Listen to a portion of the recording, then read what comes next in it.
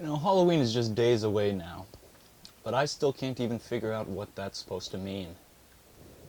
From what I could tell from this article I was reading, Halloween is a day where demons walk the streets, and us humans take it upon ourselves to try to convince those demons into believing in the spirit of Christmas, or something. Look, I clearly haven't mastered this whole Halloween thing, but that's not by choice. I just want to enjoy the holiday like everybody else, but I can't get into the spirit of things. There's only two ways I can think to further understand this day. A, analyze the New Year's Eve Spooktacular, or option B, learn to summon a demon from the pits of hell in hopes that they could explain it to me, because after all, it is their holiday. Meantime, let's analyze the Eric Andre New Year's Eve Spooktacular, which in my opinion is one of the stranger episodes of the Eric Andre show. And I do realize that is saying something. The episode opens up as normal to the set you would expect, except for the fact that everything's decorated like a church or a school would be during late October. And instead of Eric attacking the logo, he unleashes his rage upon some sort of weird 2013 disco-enabled Tesla coil. After some celebration and a Y2K joke, we get a little demo of why Hannibal, in my opinion, is the greatest co-host of all time. Cheers. Cheers. You just naming stuff that's in front of you right now, man. This is the worst list ever. You're gonna eat your words when you find out what number 8 is. Because number 8 is Hannibal Buress. What do you think of that, big guy? You still just naming Made stuff. it on the list this year. Show some appreciation. Thanks, man. Step up, bro. We don't gotta do the whole list now. Why not? Let's finish the list tomorrow. No, it's not relevant tomorrow. They then bring out the first guest of the evening, Demi Lovato. You were on Camp Rock. Yeah. I love Camp Rock. You were, but I like Camp Rock. So after Hannibal makes it very clear he enjoyed Disney's Camp Rock, a film I regretfully have never seen, the interview is briefly crashed by Sebastian Bach, which I truly enjoyed because I fucking love trains. What's going on? But it really did freak Demi Lovato's mind, Chris Angel style. And while the fog of her confusion is still thick, she is ripped from the stage like a child from a mother's arms. The episode's about 13 minutes in, and our duo has worked up quite the appetite. So when we return, Eric is seen abusing countless generations of pencils. The second guest of the evening is then brought out and given a Seinfeld salad. Nice! gigantic penis. When Hannibal reaches and grabs some food off the plate, Spell. Did you just eat out of my plate? Huh? Did you wash your hands? It don't matter if I wash my hands or not, because I only touched the thing that I got. And I just touched the thing that I had, so I'm the one in danger. I was also very happy to gain a slight bit of insight into why Hannibal is always hovering over the guest. I like the hover just because it's kind of a test of people's character. Omarosa begins to become a little confused as to why no one on this interview-focused show has asked her any questions. So Eric fires off this hard-hitting question. I was thinking you might ask me questions. It's an interview show. Do you think that attacking innocent civilians under the guise of protecting America against terrorism is in fact creating more terrorism and anti-American sentiment overseas? That, like many things, I cannot comprehend.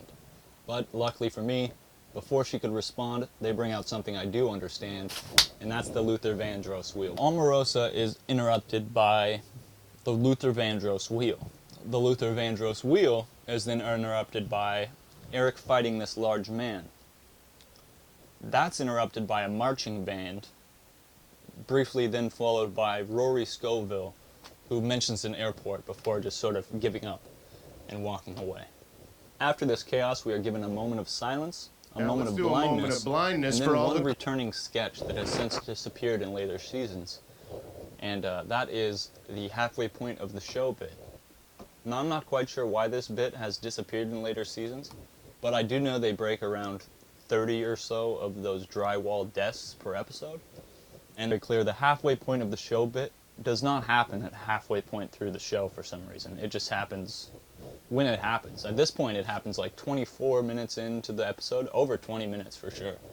So, just thought that was interesting. The studio audience then rushes the set in celebration of Rosh Hashanah, while a SWAT team keeps them tightly grouped in a bundle there and kind of push them in. SWAT team keeps them tightly grouped. After this, it's time for the Super Bowl Spooktacular, which from what I can see is just a team of men and women in American football regalia, poorly painted to look like the undead.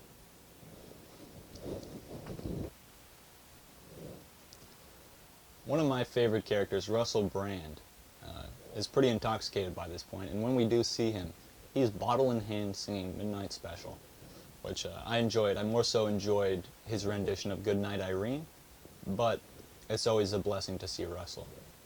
You know, I'll take any Russell Brand content I can get. People respond to the Super Bowl Spooktacular by just sort of making out for some reason, and then the crowd goes wild. There's some light wrestling, and then after some celebration, Eric realizes that the crew turned out to be Mayans the whole time, and they're going to sacrifice Eric to their gods.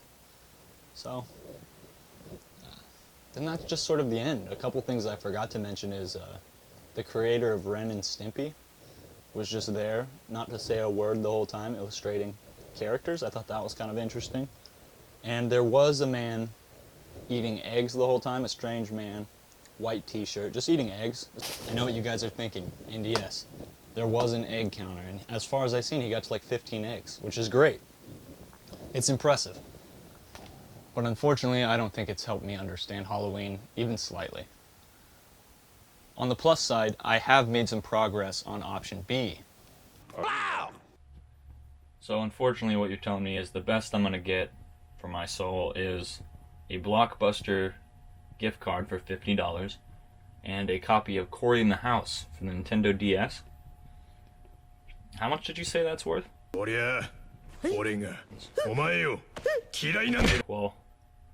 I'm gonna run home and grab my wallet and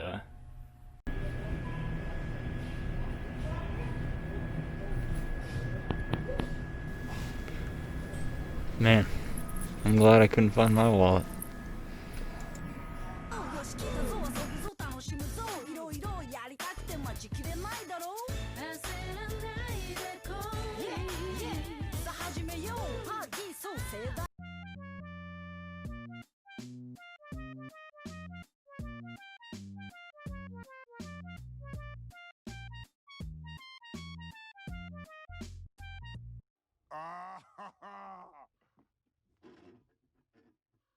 Oh, that's hot.